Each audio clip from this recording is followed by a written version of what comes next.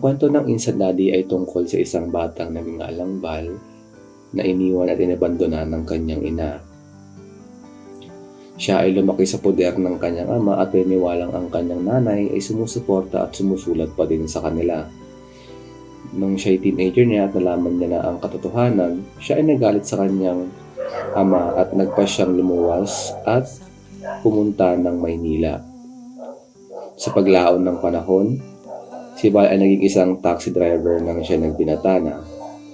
Dala-dala ang trauma mula sa kanyang pagkabata, siya ay takot nang pumasok sa isang seryosong relasyon or mag-commit dahil ayaw nang maulit pa ang nangyari sa kanila ng kanyang tatay na iniwan ng kanyang nanay. Dahil dito, si Val ay naging isang playboy at wala na sa isip niya na bumuo pa ng pamilya. Ngunit lahat ng iyon ay nagbago nang dumating sa buhay niya ang isang bata na kahit na walang kasiguraduhan ay ginampanan niya at tumayo siya bilang isang ama ng bata. Ang pangyayaring iyon ay ang nagbigay ng pagbabago ng direksyon at iba't ibang twist sa buhay ni Val. Nagkaroon siya ng iba't ibang experience na siyang humubog sa pagkatao at sa kanyang pananaw. Naging epektibo naman ang aktor sa pelikula dahil nagampanan naman niya ang binigay sa kanyang karakter. Mayroon lamang mga eksena na hindi niya nadala dahil nakilala si Gerald Napoles bilang isang komedyante. Karamihan ng kanyang pelikula kagaya ng Ang Pangarap Kong Hold Up ay nakaangkop sa larangan ng komedya. Base sa aking pagsusuri, masasabi ko ang kanyang karakter sa Instant Daddy ay isang challenge para sa kanya dahil karamihan ng mga mabibigat na eksena ay drama. Magaling din ang pinakita ng mga sumusuportang karakter, lalo na ang mga naging katuwang ng pangunahing karakter sa pagpapalaki ng kanyang anak. Ang kanilang mga kilos ay angkop lamang at relatable sapagkat nangyayari talaga ito sa totoong buhay. Ang mga lugar na pinagdausan ng pelikula ay makatotohanan at sumasalamin ng isang normal na buhay ng isang tao. Ito ay nagre-replikasyon din sa mga araw-araw na pangyayari. Dahil dito, mararamdaman mo talagang parang ikaw ay kasama sa bawat eksenang ipinapakita. Mula sa barong-barong na bahay sa probinsya hanggang sa bahay na magkakadikit sa Maynila. Masasabi kong napag-isipan ng mabuti ng direktor ang mga lugar sa pinangyarihan ng pelikula. Pagdating naman sa sinematografiya para sa amin, ang tumatak na eksena sa pelikula dahil sa magaling na paggamit ng kamera, lokasyon, angulo, transition at effects ay nang bumalik sa probinsya si Val sa kanilang lumang bahay. Pagpasok na sa kanilang bahay ay napatingin siya sa kanilang maliit na kwarto at nakita niya ang kanyang batang sarili sa kanilang papag na nakikipaglaro sa kanyang ama. Nang siya naman ay tumingin sa kanilang pintuan papuntang kusina, nakita niya ang teenager niyang sarili palabas nang sila'y nagkaroon ng pagkatalo ng kanyang ama nang malaman niya ang katotohanan tungkol sa kanyang ina. Ang mga eksenang iyon ay tila ba'y nangyayari sa kasalukuyan habang siya ay nakatayo sa kanilang sala.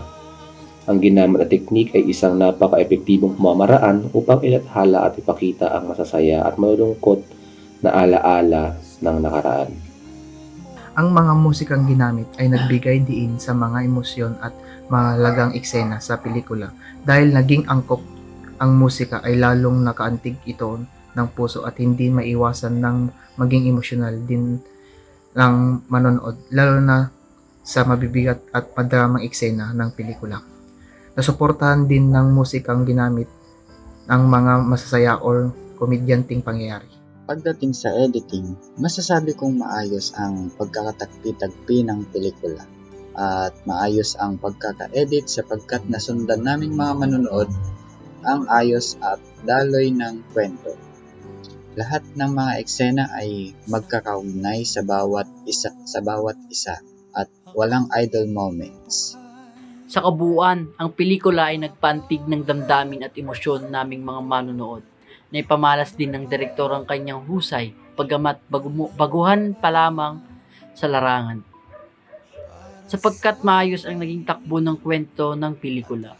Wala ding boring na part ang pelikula, Isa sa mga nagpamangha sa amin ay ang iba't ibang twist ng inilagay ng direktor sa istorya na nagbigay interes at katanungan sa aming manonood na nasagot din sa ending ng pelikula sa maayos na pamamaraan. Dahil dito, kami ay nasatisfy bilang manonood.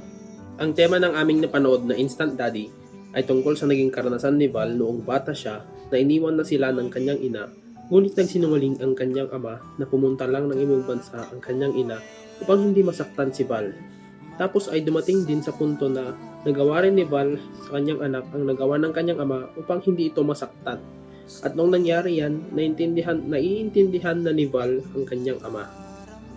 Napukaw ng tema ang aming atensyon dahil naging epektibo ang mga ginampanan ng mga artista sa kani-kanilang karakter. At nagsilbi itong tulay upang mapagtanto namin na minsan ay maiintindihan mo lang ang isang bagay kapag ikaw na mismo ang nakaranas nito. Para sa akin, i-recommend ko ito sa iba, dagdag pa dito ay pasok din ito sa panlasa ng nakakarami. Dahil ito ay nasa kategorya ng mga pelikulang pampamilya at maayos ang pagkakabuo ng kwento. Ipinapakita ng pelikulang ito kung gaano kahirap ang maging isang ama, samahan pa ng magandang pagganap ng mga aktor sa kanilang karakter na siya naman talagang nagpapaganda at nagpapaantig ng damdamin naming manonood, na talagang mararamdaman mo ang emosyon na kanilang nais na iparating. Ang rating ko po sa video na ito ay 9 out of 10.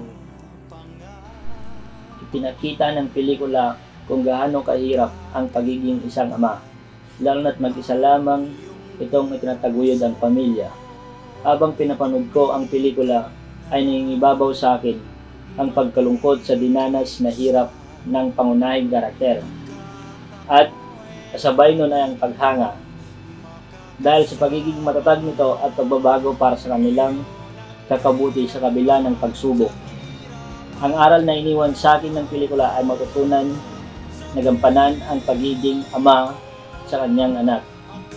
Isang bagay na sobrang akma sa nangyayari sa kasalukuyan.